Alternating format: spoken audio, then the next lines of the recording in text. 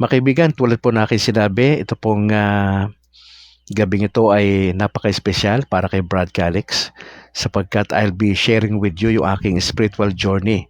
What's going on? Medyo matagal na, di ba? At siguro may mga napapansin na rin po kayo. At yun po ay normal. Mas magandang mas marinig nyo kay Brad Calix yung first-hand information kaysa ho sa ibang tao nyo marinig. Di ho ba? Para ho maalis ho yung mga haka-haka, yung mga opinion, lalo tigit yung mga chismis. Ayaw po natin yon. Kaya ho, maraming salamat sa Panginoon Diyos sa opportunity na binigay niya sa gabing ito. Now, bago tayo magsimula mga kapatid ay manalangin muna tayo at gawin nating guide ang Nicene Creed sa ating pananalangin sa gabing ito. Manalangin po tayo. I believe in one God, the Father Almighty, maker of heaven and earth, of all things visible and invisible. I believe in one Lord Jesus Christ, the only begotten Son of God, born of the Father before all ages, God from God, light from light, true God from true God, begotten, not made, consubstantial with the Father. Through him all things were made, for us men and for our salvation. He came down from heaven, and by the Holy Spirit was incarnate of the Virgin Mary, and became man. For our sake he was crucified under Pontius Pilate. He suffered death and was buried, and rose again on the third day in accordance with the Scriptures. He ascended into heaven, and is seated at the right hand of the Father. He will come again in glory to judge the living and the dead, and his kingdom will have no end. I believe in the Holy Spirit, the Lord, the giver of life, who proceeds from the Father and the Son, who with the Father and the Son is adored and glorified, who was spoken through the prophets. I believe in one holy, Catholic, and Apostolic Church. I confess one baptism for the forgiveness of sins, and I look forward to the resurrection of the dead and the life of the world to come. Amen. Magandang gabi ho, Luzon, Visayas at Mindanao, sa lahat ng mga pastor, sa lahat ng mga missionaries, sa lahat ng mga evangelists at sa lahat sa mga kaparian natin sa buong archipelago. Mga kapatid, napaka-importante para kay Brad Calix ang gabing ito sapagkat I'll be telling you sa mga oras na ito yung aking spiritual journey. Now, gusto ko lang magkaroon tayo ng disclaimer, mga kapatid, sa gabing ito. Now, gusto kong sabihin na ang lahat ng inyong mapapakinggan sa broadcast na ito ay pawang tunay. Wala pong halong pandilin lang. Now, inaasahan ko pong magiging makabuluhan ang inyong mapapakinggan. Now, hindi ko po hawak yung inyong isipan habang nakikinig kayo at lalo tigit hindi ko po hawak ang inyong pagpapasya na matapos nyong marinig lahat ng aking sasabihin sa dulo, pinapasa Diyos ko na lang po yung magiging reaksyon nyo sa mapapakinggan nyo, mga kapatid. Now, bilang pambungad, ay nais ko magpasalamat sa aking mama na si Ginang Elsie Manlangit Calixtro. Isa po siyang retiradong guro, pampublikong guro ng sekundarya na gumabay ho sa akin sa lahat ng mga naging hakbangin ko sa buhay. Naging sandalan sa mga panahon na kailangan ko ang isang ina. Ma, maraming salamat sa pag-guide nyo sa akin hanggang ngayon. Pangalawa, gusto kong pasalamatan yung aking kapatid na si Alfred II, isa sa mga chef ng Shangri-La Main sa Ortigas, na tumulong ho sa akin ng pinansyal at nang pumasok po ako sa ministeryo hanggang ngayon na nananalangin at tumutulong po sa amin. Tol, maraming salamat. Nais ko ring magpasalamat sa namayapa kong unang asawa na si Remedios Nuki Calixtro sa kanyang napakahalagang papel sa buhay ko bilang kritiko ko sa ministry at nagsilbi kong pribadong sekretarya sa lahat ng gawain. Remy, maraming salamat sa alaala. Gusto ko rin magpasalamat sa aking ikalawang may bahay na si Annalyn Ledesma Calixtro na isang guro sa Sumag National High at kasalukuyang lumalaban sa isang mabigat na karamdaman. At sa aming mga anak na sina James Philip at Alana Grace sa kanilang pagmamahal. At unawa sa aking naging pagpapasya. Maraming salamat sa unawa. At sa aking mga anak, maraming salamat mga anak sa inyong unawa sa inyong papa. Gusto ko ring pagpasalamat sa aking panganay na anak sa una kong pag-aasawa na si Jairi Paul Nuki Calixtro.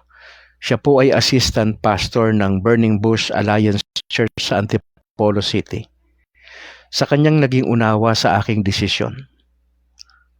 At ganoon din yung kanyang kapatid na si Josiah Sam na nagpakita ng pag-aaruga sa akin sa mga panahong napupunta ako ng Maynila. Mga anak, maraming salamat sa inyo. Gayon din sa pamilyang Cisnero, kila Ate Lydia, ang namayapang Kuya Ray, maraming salamat po. Maraming salamat din Ate Au, at sa buong iglesia lokal sa Asinggan Baptist Church na siyang pinagpasturan po natin for 7 years. Sa lahat po ng mga miyembro, maraming salamat po sa inyo. Nais ko rin magpasalamat sa mga kaibigan ko kung saan nag-aral ako ng Bible School sa Southern Baptist School of Theology, SBST. Yan po ay extension ng PBTS Baguio. Ako po ay nagtapos dyan noong 1990. Gusto kong pasalamatan lahat ng aking naging profesor at mga kaibigang pastor na hanggang ngayon ay mga buhay pa at naglilingkod sa Panginoon. Mga bro, maraming salamat. Gusto ko rin magpasalamat sa Word of Life Bible Institute kung saan din tayo nag-graduate sa Laguna. Sa lahat ng aking naging profesor at kaklase at karamihan sa kanila ay mga pastor na rin po at missionary.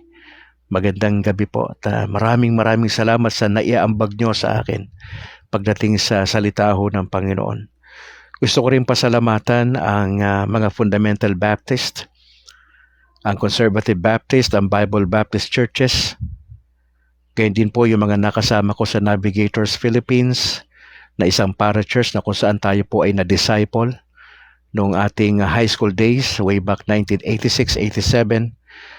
Sa MMP Philippines, maraming salamat po sa mga nakasama ko ng mga manggagawa. Sa Reformed Baptist, ako po ay 10 taon na Reformed Baptist. Tahimik lang, dating yumakap ng tulip na doktrina at iniwan po natin yan, ang turo na yan. Gusto ko rin magpasalamat sa Student Missionary Outreach o SMO na naging bahagi ng aking buhay. Kay Ate Ning, maraming salamat sa lahat ng mga leaders ng SMO Philippines na nandito yan sa Bacolod lang. Maraming salamat po Ate Ning sa inyong pagmamahal sa lahat ng leadership ng iglesia lokal. Maraming salamat po sa inyo. Hindi po namin makakalimutan yung ginawa po ninyong pagkup sa amin. Maraming salamat po. Gusto ko rin magpasalamat sa Far East Broadcasting Company or FEBC Philippines na nabigyan po ako ng opportunity na maging kauna-unahang mga field reporters way back 1996. Kami po yung unang batch ng mga field reporters. Na-assign po tayo sa iba't ibang lugar nung tayo po ay nasa Maynila. At nung napunta po tayo ng Pangasinan, ay maraming salamat at na-involve din po tayo sa DYVS sa Bacolod. Maraming salamat po sa pamunuan ng FEBC Philippines. Marami na po akong mga naging presidenteng inabutan ng panahon na yon. At dito sa DYVS, maraming salamat sa aming station manager, kay Pastor Chester Elias at sa lahat ng mga staff. Maraming salamat for your accommodation para po sa akin na maging bahagi po ng pagbabalita. Maraming salamat po. Gusto ko ring magpasalamat sa mga naging mentors ko sa ministry, si Kuya Philip Flores, si Kuya Jong Vital, si Pastor Luther Mancao, Pastor Hill Balignasay ng World Teach. Maraming salamat po. At sa lahat po ng mga pastor, missionaries na nakakakilala po sa akin sa Negros at sa Maynila. Maraming salamat po sa inyo. Now let me tell you my story, mga kapatid. Taong 1970 na ako po ay isinilang. Ako po ay 54 na sa gabing ito. Sabi po ng mother ko na ako po ay nabinyagan sa Katoliko noong 1970. 2 linggo matapos akong isinilang ay nabinyagan po ako sa Santa Teresita Parish Church sa Quezon City noong 1970. Meron po akong pruweba na larawan, hindi ko lang ho maipakita sa inyo sa ngayon, na nagsilbing alaala nung matagal ng panahon. Pero pagkatapos po akong mabinyagan pala sa Katoliko noong 1970, ay umalis po kami doon. Ang sabi ng aking mother ay nagsimula po kaming maging Baptist. Opo. At medyo tumagal po yun. Noong ako po ay nagsimula bilang isang Southern Baptist. Ako po ay naordinahan sa Fundamental Baptist noong taong I think September year 2000 noong ako po ay na-ordain. At naging bahagi na po ako ng iba't ibang mga churches, para churches, NGOs, media network, at body ministries po bilang volunteer. Taong 2009 po, pagkatapos ng Bagyong Ondoy sa Maynila, ay nalipat kami sa Bacolod City, sa Negros Occidental, sa lugar ng aking ikalawang may bahay. Kaya po nagpapasalamat po kami sa opportunity na kami ho ay dito na ho talaga for good, mga kapatid. At dito po sa Negros ay naging bahagi po ako ng iba't ibang churches. Naging bahagi po ako ng SMO. Apo, at iba pang mga grupo. At ako'y nagpapasalamat sa Panginoon sa opportunity ho na naging bahagi po tayo. Mga nakailang buwan lang din ho ako, naging bahagi ako ng Ictus Main sa Mandalagan. Ako po ay nakapag-preach na rin dyan sa 3:00 sa hapon. Medyo matagal na po yon. At may mga ilan din ho ako mga pastor na nag-volunteer po ako sa kanilang mga outreaches. Katulad nila Pastor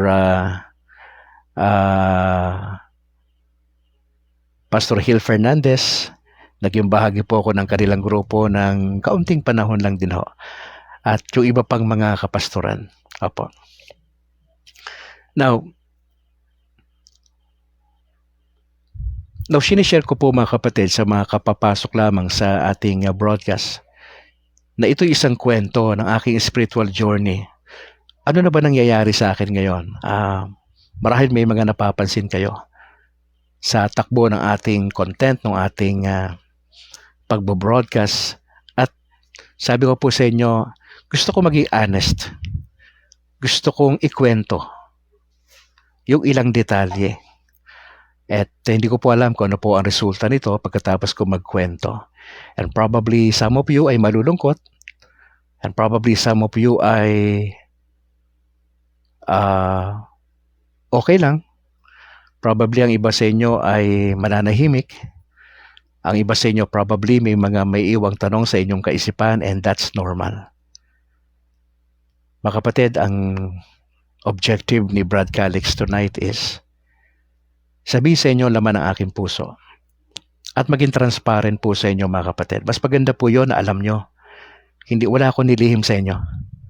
At ito po'y bahagi ng aking kwento. Ito po yung I think isa sa pinakamahalagang segment ng aking pagbo-broadcast sa Kainos Life. Yung personal kong maikwento sa iyo, ano ba nangyayari? Para hindi ho kayo malito, hindi na kayo magtanong kung saan-saan, kasi direkta ko na ho sinasabi sa inyo sa mga oras na ito.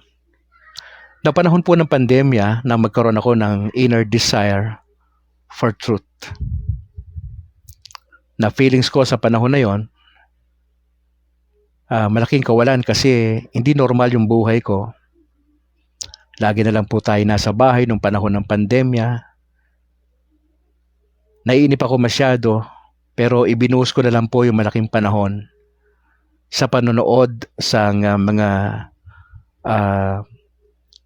video sa YouTube na makabuluhan at pakikinig sa mga religious staff. Noon pa man mga kapatid, noong panahon na ito ng pandemya, ay malaki na po yung aking paghanga sa Orthodox Church. Dahil sa paniniwalang tama ang kanilang belief system. Now, dumating po yung point mga kapatid na may mga nakakausap na ako mga local priests sa Pilipinas bilang paghahanda na pagiging isang catechumen. Pero lumipas ang medyo mahabang panahon na tila walang malinaw na direksyon na ako'y maging isang member ng Orthodox Church. Now, sa mga panahon na ito ay buntik na rin ako maging alliance na pastor ng mga panahon na ito. Matagal ko na hong alam ang grupo ng alliance. Nung nasa Manila pa ho kami at may mga kaibigan po akong pastor sa alliance. Sa katunayan po yung aking panganay sa aking first marriage na namatay yung aking may bahay. Yung aking panganay po ay siya po ay assistant or associate pastor po sa Burning Bush Alliance Church sa Antipolo City. Nag-aral po siya sa Alliance Graduate School, yung aking panganay. At alam po ba ninyo na natapos ko rin ang 6 months probationary period ko sa Alliance dito sa Negros. Nagpipreach na po ako sa ilang mga churches. Pero marami po kami kinukonsider kung kami ay tutuloy ba sa Alliance Church. Pero mga kapatid, may mga pangyayaring di inaasahan. May 4 na bagay na nangyari po noong mga panahon na yon. Una, ang misis ko po ay na-diagnose na meron po siyang stage 3 colon cancer. At hanggang ngayon po, yun po yung pinaglalabanan niya. Wala po kaming sabihin na ito pwedeng masandalan, talagang kumapit ng todo maliban sa Panginoong Hesus. Kami po'y nagdadasal ng milagro para sa aking may bahay. At nagpapasalamat po kami sa mga taong tumutulong, mga taong nagdadasal, mga taong may malasakit po sa aking may bahay. Pangalawa, yung aming sinimulang pioneering work sa isang subdivision sa Bacolod ay hindi po siya nagmaterialize. Pangatlo, wala po akong malinaw na identity bilang isang pastor. Sapagkat I've been to different denominations, I've been to different churches, pero hindi ako tumatagal eh. Kasi naghahanap po ako kung saan ako swak. Yung aking personality, yung values, etc. Kaya marami akong naikutan ng mga grupo. Pero salamat sa Panginoon sapagkat ginamit niya yon para makita ko at maging maliwanag yung gagawin kong direksyon ng magiging desisyon ko sa buhay.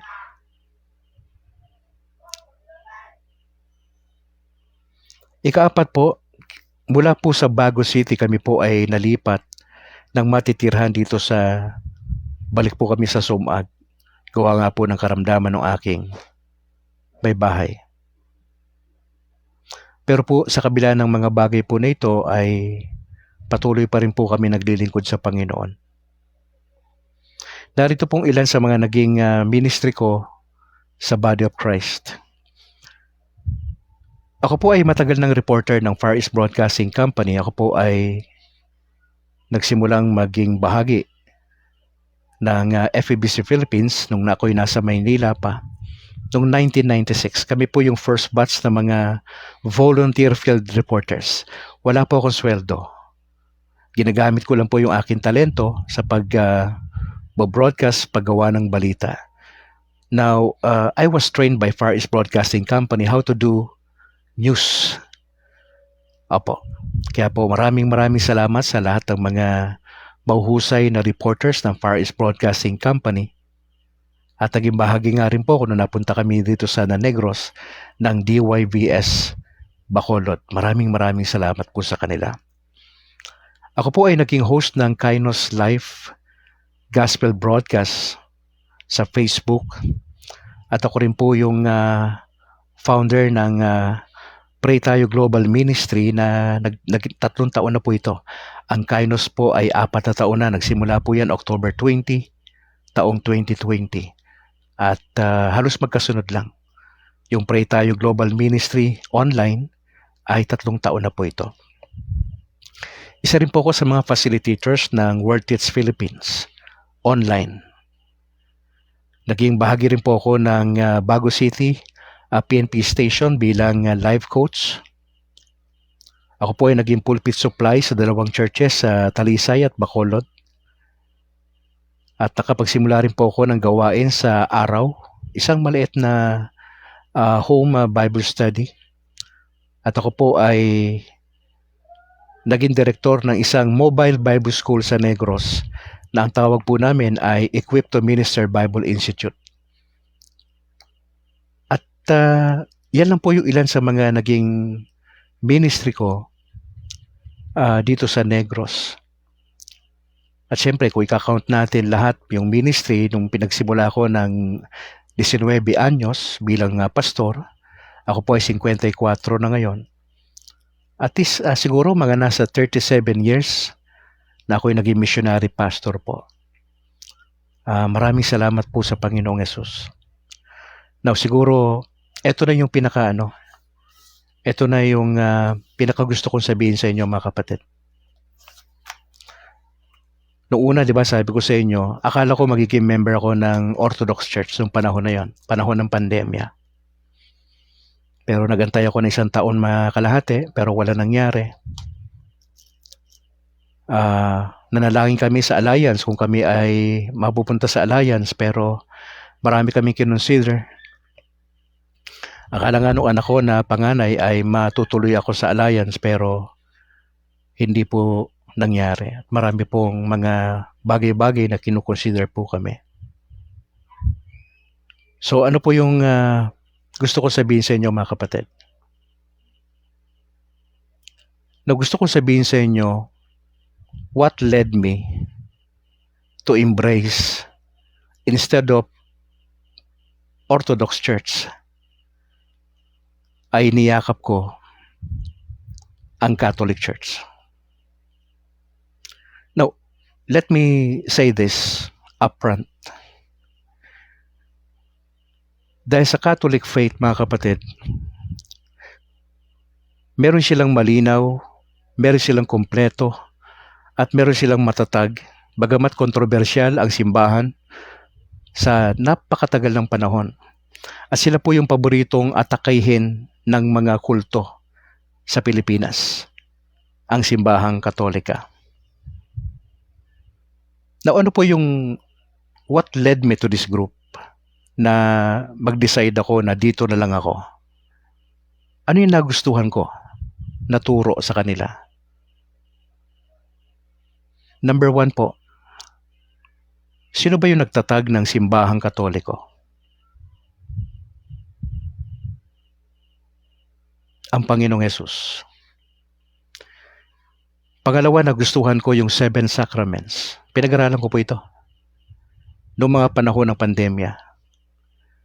Sabay po yon, Orthodox, Alliance, Catholic. 3 ho yung pinag-aaralan ko sabay-sabay. Pangatlo ho, na-appreciate ko yung apostolic succession ng simbahang Katoliko. Na pwede nilang matrace yung pagiging legitimate ng simbahan. Bagamat very controversial yung simbahan, hindi ko yung dinideny. Maraming iskandalo nangyari ng Middle Age, di ba? Alam natin yan sa kasaysayan. Pero bakit sa kabila noon ay mas naging very favorable sa akin tong grupo na ito. Yung Marian Theology. At most importantly mga kapatid, doon sa Seven Sacraments, yung nagbigay talaga ng parang kakaiba sa akin na pagdating sa katotohanan, yung turo patungkol sa Eucharist. Na matagal kong pinaniniwalaan na ito ay symbolic lang, kasi bilang Baptist, symbolic lang talaga yan. Majority ng mga evangelical, protestante, symbolic lang. But I came to realize, hindi siya symbolic. Siya ay literal. At yun po yung nagustuhan ko rito mga kapatid. Now, pangalawa, nagustuhan ko yung simbahang Katoliko sapagkat pagdating po sa pagpapaliwanag patungkol sa Biblia, meron pong iisang paliwanag. Hindi po katulad ng Protestante at Evangelical. Sa Baptist na lang ho, ang isang talata, ang isang passage, ang isang pericope ay napakaraming paliwanag. Kaya kung ikaw isang estudyante ng salita ng Diyos, kung merong 10 Bible School na Baptist sa Pilipinas, malaki ang tsansa na merong 10 iba't ibang pagpapaliwanag sa partikular na text sa Bible. Pero sa Katoliko, iisa lang ho yung paliwanag. Dahil po doon sa magisterium. Ito yung grupo ng mga bishops, itong College of Bishops, kasama ho yung Pope, sila ho yung nag-aaral ho nun. Kaya ho ang pare, wala na ho siyang ibang gagawing pag-aaral pa sapagkat tapos na yung interpretation. Wala na siyang private interpretation doon. Kung ano yung turo ng simbahan, ibinababa na lang ho yun ng bishop sa mga local priest, at yung mga pristo ay, mapapansin nyo, iisa lang ho yung mensahe po yan sa buong Pilipinas and worldwide. Iisa lang ho. Yung homily nila sa isang Sunday, pare-parehas po yun. Nagkakaiba lang yun sa pagpapaliwanag, siyempre, sa mga illustration. At yun po yung nagustuhan ko. Walang masyadong magulong pagpapaliwanag. Isang pagpapaliwanag lang dahil sa magisterium. Pangatlo, what led me to join the Catholic Church? Mga kapatid, nasawa na tayo sa mga double standard na buhay ng mga pastor. I've been to different churches. Nakapag-observe tayo ng mga pastor na may mga pastor na nagpapasaway sa ministry. Double standard ang buhay. Hindi na ako magbabanggit ng pangalan. Hindi na mahalaga yon. Ang mahalaga lang na obserbahan ko ang buhay ng mga pastor. Yung mga nakasama ko sa ministry. Ang ilan sa kanila seryoso. Pero may mga manggagawa ho ng Panginoon Diyos na pera-pera ho ang nasa utak. Ipagpapalit ang ministry dahil sa pera. Mangangaral po sa pulpito pero double standard po ang buhay. Hindi po honest. Nagwawaldas po ng pera, nagnanakaw ng pera ng simbahan. Nabubuhay sa immorality. Hindi na natin kailangan magbanggit ng pangalan dito. Yan po yung realidad mga kapatid. Ay sabi ko, well, ang Catholic Church hindi sila perfect, napakaraming scandal din ho ng mga naging Pope. Pero bakit mas pinili ni Brad Calix yan kumpara sa ibang mga evangelical churches? Ika-4 na dahilan kung bakit mas kinatigan ko ang simbahang Katolika. Dahil sa protestante, sa evangelical, patuloy po na nagsisiraan. Hindi magkasundo. Nag-aaway lagi. Nag-aaway sa doktrina. Wala pong respeto ang pastor sa kapwa-pastor. Masyadong mayayabang. Yung mga maliliit na pastor, kawawa. Yung mga hindi nakapag-aral ng formal sa theology, hindi masyadong pinapansin.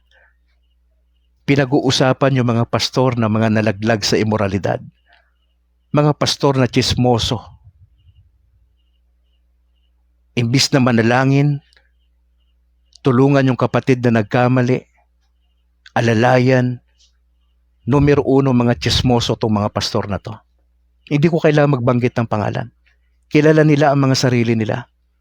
At yun po yung aking obserbasyon bilang isang manggagawa. Pagkakanya-kanya po ng bawat denominations.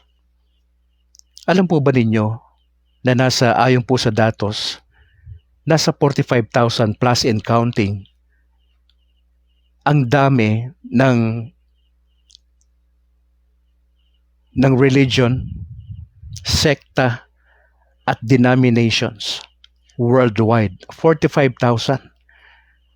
Now, ano ang dahilan? Bakit dumadami ang denominations? Bakit may kanya-kanyang sekta? Nagkakanya-kanya po eh. Sakim sa kapangyarihan. Ayaw magpakumbaba. Kaya pag umalis sa isang grupo, gagawa ng isang grupo, paparehistro sa sect, siya yung founder ng sekta na yon. Napakagulo natin sa Pilipinas. Now, ang ilan pa ho sa naging dahilan that led me to join the Catholic Church. Dahil ako po yung nag-iimbestiga, nag-aaral, tinitignan natin, nagtatanong tayo.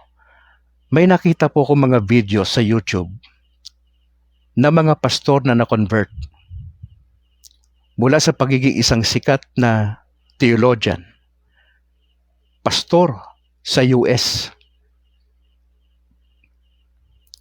Si Scott Hahn po na dating Presbyterian na theologian. 1986, he decided to join the Catholic Church. At marami pang pastor na kilala sa US na iniwan ang kanilang denomination sapagkat para sa kanila, etong simbahan ng Katoliko ang tama. At dito sa Pilipinas, mga kapatid, may nakita ako na pastor sa Cebu na ang pangalan ay Noe Dora. Ang kauna-unahang pastor na na-convert sa Catholicism.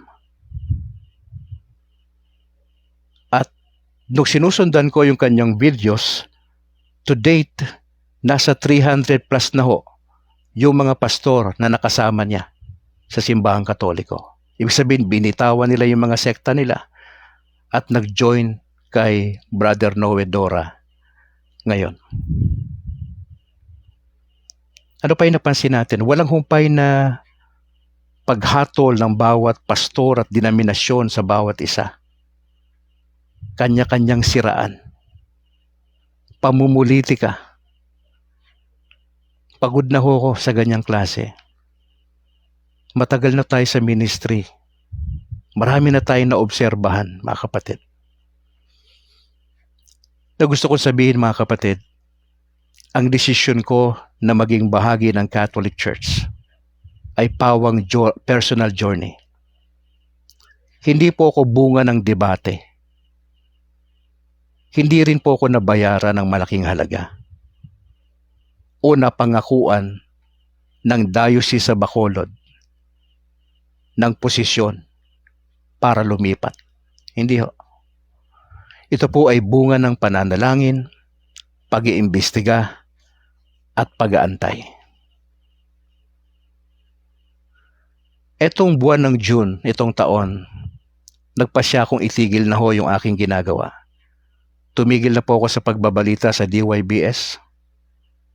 Tumigil na po ako mag-preach sa 2 churches na nagsisilbi akong pulpit supply. Kasi kinakailangan ko mag-decide.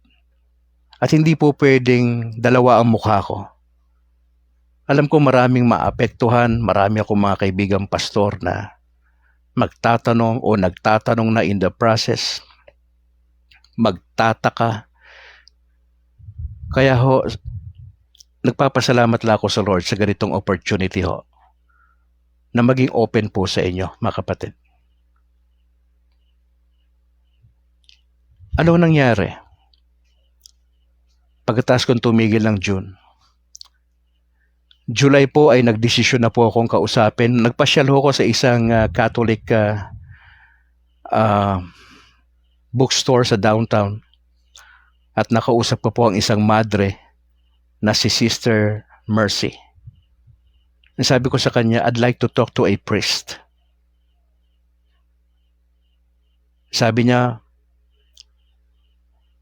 walang available na pari ngayon dito. Bumibisita lang kasi sila, madali lang.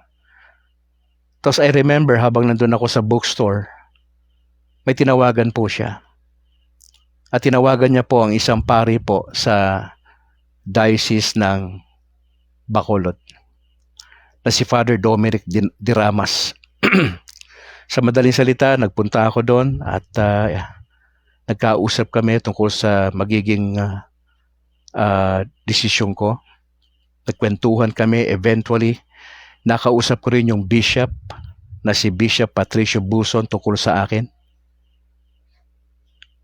Nakausap ko rin yung aming parish priest dito sa Sumag, San Juan Nepomuceno.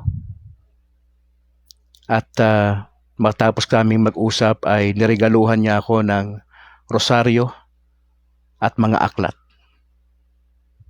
Na buwan ng Agosto, mga kapatid, nagsimula ako magsimba sa Katoliko dyan sa Sumag. August 1st Sunday, to be exact. Yun yung aking hayagang pagdalo sa simbahang Katoliko. Noong mga panahon na yun, sabi ko, palagi ko may makakita sa akin dito. And true enough, may mga nakakita sa akin doon. At nung ako'y naandun na sa loob, yung mga kapitbahay namin, ay nakita nila ako doon.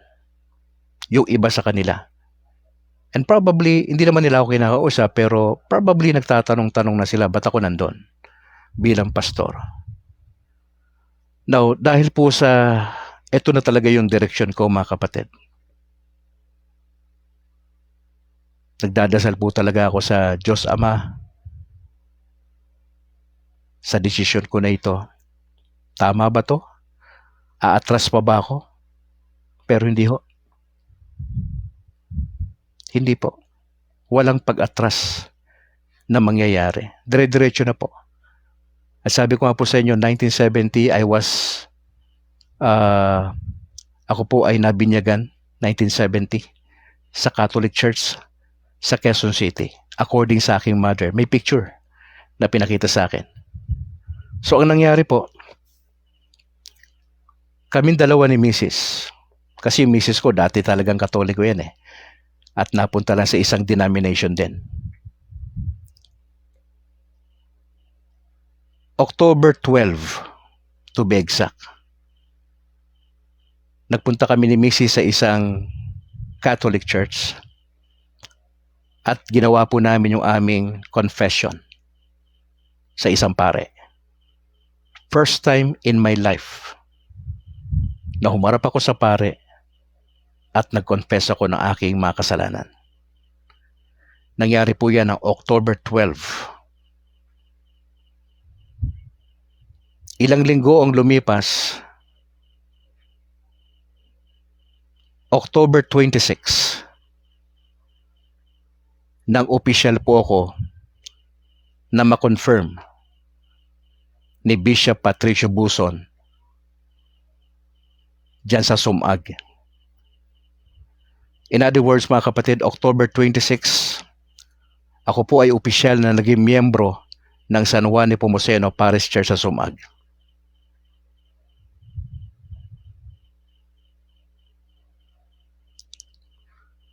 Now, what's going on? What's going on? Mga kapatid, ako po ay dumaan na sa iba't ibang mga pagsasanay. Katatapos ko lang po ng training bilang isang Catholic Faith Defender. Isa na po akong miyembro ng CFD dito sa Bacolod. Ako po ay nag-ongoing po ng pag-aaral bilang isang katekista dito po sa Sacred Heart Seminary. At ako po ay tumutulong sa pagbibigay ng spiritual formation o recollection sa mga estudyante. Doon po sa Himamaylan, nagawa po namin yon. Now, in short, para saan to? Bakit merong ganito? Mga kapatid, katulad ng sinabi ko sa mga nakalipas na broadcast, I'd like to be honest with you. What's going on? Hindi po pwedeng dalawa ang mukha ko. Ang sabi ko nga po sa inyo, may magagalit, may magtatanong, may magtataka. Baka merong iba pang mga ibang reaksyon, and that would be fine. Ang magiging trato ko po sa inyo, parehas lang. Wala hong pagbabago ron. Ang hindi ko nahusagot, ano ang reaksyon nyo after this? Hindi ko po alam. I just submit myself to God. Pangalawa sa inyo. With humility and love and with respect. Sinasabi ko po ito sa inyo. Para wala na hong lumabas na mga chismis pa kung saan-saan. Kasi napakinggan mo live. Sa birthday ko ginawa, December 3, 2024, alas 8. Nangyari ito, 40 minutes lang ako nagsasalita rito. Napakinggan mo firsthand. Pwede mo ulitin tong video na to mamaya. Kaya po, nagiging honest lang po ako sa inyo mga kapatid. Na gusto kong sabihin officially sa gabing ito sa aking kaarawan mismo. Sa aking 54th birthday tonight. Ito po yung aking official declaration. Ladies and gentlemen, to my fellow pastors, missionaries, at yung mga nagmamahal po sa atin, naniniwala kay Al Calixto. Dahil dito mga kapatid, ako na si Al Calixto ay hayagan kong sinasabi sa gabing ito, December 3, 2024, alas 8:41 ng gabi,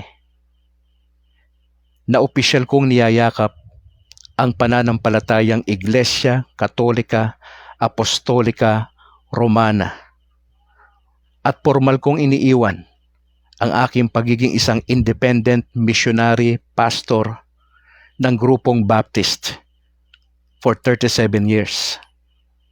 Mga kapatid, bukas po ako sa anumang dialogo. Bukas po ako sa anumang forum. Wag lang this month. Gawin natin next year kung gusto po ninyo. Especially po para sa mga kaibigan ko mga pastor. Nagpapasalamat po ako mga kapatid sa opportunity na ibinigay ng Lord sa akin. Pangalawa, sa inyong pakikinig. Alam kong maraming masasaktan. Maraming magtatanong. At inihahanda ko lang ho yung aking sarili sa magiging resulta nito. I just want to be honest with you. Yan po ang nangyayari kay Brad Calix ngayon. I am now declaring to you that I am now officially a Catholic guy. Officially po October 26, official ako naging miyembro ng San Juan Nepomuceno Parish Church sa Sumag. Kasama ang aking may bahay at yung aking dalawang anak na si James Philip at Alana Grace. Mga kapatid, uulitin ko po sa inyo with much respect and love. Maraming salamat po sa mga kaibigan kong pastor. Ang aking hinihingi lang po ay unawa sa akin naging pagpapasya. Hindi ko po kayo kalaban. Ang kalaban natin si Satan. Ang kalaban natin yung mga kulto. Hindi po kulto ang Catholic Church. Trinitarian po ang Catholic Church. Marami lang ritual. Marami lang mga dinadaanan. Pero mga kapatid, I'd like to challenge you. Please understand. Andito lang ho ako Pwede tayo magkape-kape doon sa mga pastor na pwede tayo magkwentuhan. Pero wag na sana tayong aabot sa anumang bagay. Kwentuhan lang. We can pray for one another, mga kapatid. At maraming salamat po sa inyo. I hope na simula ho sa gabing ito at sa mga following broadcasts, again, it's up to you mga kapatid. Kung magtutuloy kayo sa Kindness Life, it's up to you. Nasa inyo po ang pagpapasya. I'm just declaring kung ano yung nasa puso ko, mga kapatid. Gusto ko lang maging honest sa inyo. Para hindi na ho kayo nagtatanong-tanong pa kung saan-saan. Pwede kayong dumirekta sa akin, mga kapatid. Pwede tayo magkape-kape, mag-usap tayo. Pwede tayo mag-video call, mga kapatid. Kaya maraming salamat po. At gusto ko lang pasalamatan yung aking parish priest, si Father Luan, si Reverend Father Luan, dyan sa San Juan Nepomuceno. Father, magandang gabi ho. Ganon din kay Father Robert, at sa lahat ng mga tropa natin sa Catholic Faith Defenders sa Diocese ng Bacolod, sa Granada, sa Kabangkalan at sa Talok. Maraming salamat po sa inyo. Mga kapatid, that's all for tonight. I just want to thank you. Maraming salamat po at salamat sa unawa sa mga fellow pastors. Andito lang ho ako. Kung gusto nyo ng open forum dialogue, let's do it next year. Yun po yung aking gagawin. Para po sa mga kaibigan natin na open po sa ganitong pag-uusap. Ito po ay ano lang po ito po ay friendly to kung nais po ninyo. Next year po natin gawin, probably by March, para merong mahaba-haba yung ating preparations. Opo. Misan pa, sa ngalan po ng aking may bahay na si Annalyn Ledesma Calixtro at yung aming dalawang anak na si James Philip at Alana Grace, at sa lahat ng mga pastors, missionaries, evangelists na naging bahagi ng buhay ko, gusto ko lang sabihin, maraming salamat po sa inyo. At ako po ay nagpapasalamat sa mga naging kaibigan ko sa Church of Christ, kila Pastor Abobot at sa buong tropa. Maraming salamat. Salamat sa naging sa ating sharing. Maraming salamat sa opportunity to know you. Maraming salamat kila Pax Padilla na mga kaibigan natin. Talagang iba-ibang grupo ito, pero ang maganda lang nito ay bukas lang ho sa mga pag-uusap. Kaya maraming salamat po. Salamat muli sa mga nag-greet sa ating kaarawan. Masaya ako kasi umabot ako sa 54 na birthday natin tonight. Maraming salamat po. To God be the glory, mga kapatid. At let me pray for you, mga kapatid. Ama, salamat po sa gabing ito. Salamat sa mga kapatid na umunawa sa sinasabi ko. Lord, bahala na kayo sa kanila. Gusto ko lang maging honest bilang isang mangangaral. Ayoko magtago kasi wala akong may tatago sa isang banda. Mas maganda na itong nagsalita na ako kaysa kung saan-saan pa nila makita o mabalitaan yung mga bagay-bagay. I just want to submit myself to you, Father. Ang naging decision ko, alam ko, maapektuhan yung pamilya ko. Yung mga kaibigan, yung relasyon, maapektuhan at marami pa. At sana, hinihiling ko lang naman unawa sa naging decision ko. Huwag nilang personalin, Panginoon, na pati yung aming friendship ay mababali dahil po sa aking desisyon. Sana manatili pa rin yung unawa at respeto sa kabila ng lahat.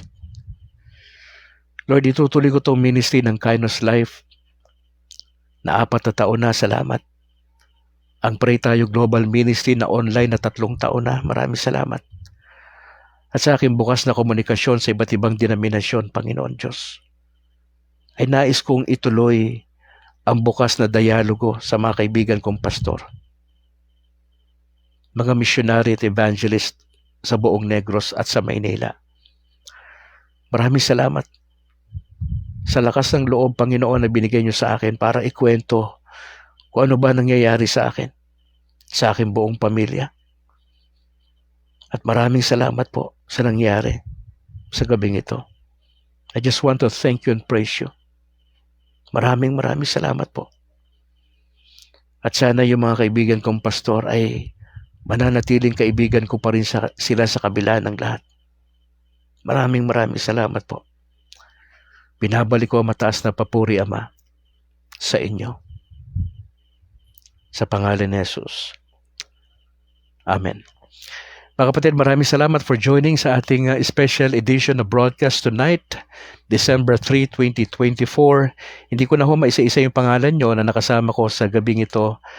Ito pong video na ito ay open to share to anyone, to any group. Just feel free to share this, mga kapatid. Binibigyan ko kayo ng authority to do that, mga kapatid. You can share this. Wala akong problema. At maraming salamat sa mga kasama ko na tumulong, manalangin. Kay Kaburnok, maraming salamat, bro. Sa buong tropa ng Catholic Faith Defenders sa Bacolod. Kay Harvey na nakakasama ko sa Usapang Katolisismo kada gabi. Re-resume natin yan bukas, mga kapatid. Yung ating Kainos Life ay dire-diretso lang ho yan ng umaga.